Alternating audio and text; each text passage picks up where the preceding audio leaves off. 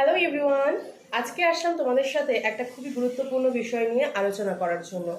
আলোচনা ঠিক বলবো না, আমি আমার বক্তব্য তোমাদের সকলের সামনে তুলে ধরতে আজকে আসলাম।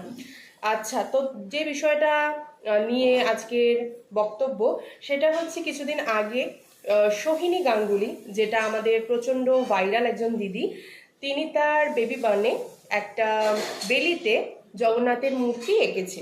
তো সেই বিষয়টা নিয়েই নেটিজেনদের মধ্যে প্রচণ্ড একটা তুমুল ঝড় শুরু হয় যে কেন সে সেই ছবিটি তার বেবির পেটের মধ্যে আঁকলেন। বিষয়টা হচ্ছে, আচ্ছা, অনেকে অনেক ধরনের মন্তব্য করেছেন। এক্ষেত্রে আমি একটা কথাই বলতে চাই যে যখন পুরীতে জগন্নাথ দেবের অনুষ্ঠান হয়, তখন তো পুরীর জগন্নাথের মূর্তি মানে একটা ছবি রাস্তায়ও আঁকা হয়, তখন তো সেটা মানুষ পাড়িয়েও চলে যাচ্ছে, তখন সমস্যা হয় না।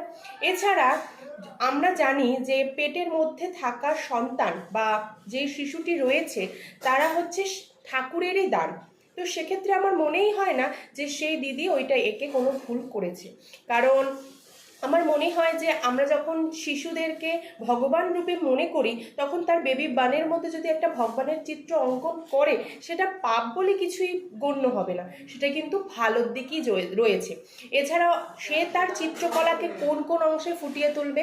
এছাড়াও আমি আরেকটা দাদাভাইয়ের নাম একটু টানছি, কলকা কুমার। ওই দাদাভাইও কিন্তু বিভিন্ন, যেমন কাস্তে, হাতুড়ি, তারপরে দা, ছুরি, এই সমস্ত কিছুর উপরে কলকা করে। তো এটা একদমই তার নিজস্ব ক্রিয়েটিভিটি যে সে সেটাকে কোথায় প্রকাশ করবে। তো আমার মনে হয় এটা খুবই একটা সুন্দর জিনিস এঁকেছে দিদিভাই। আমার এখানে মানে যারা যারা বলছো যে দিদিভাই এটা খুবই অন্যায় করেছে, ভুল করেছে, আমার এখানে কোনো ভুলই লাগছে না। কারণ আমরা অনেক সময় অনেক কিছু অ্যাডপ্ট করি, আর ইদানিংকালে আমরা অনেক বাইরের কালচারকে অ্যাডপ্ট করছি, যেখানে সেখানে আমার মনেই হয় না যে এটা দিদিভাই কোনো খারাপ কাজ করেছে বলে। অনেক অনেক ভালোবাসা দিদিভাই, তোমার বেবির জন্য অনেক অনেক শুভেচ্ছা, তোমরা সকলে সুস্থ থেকো।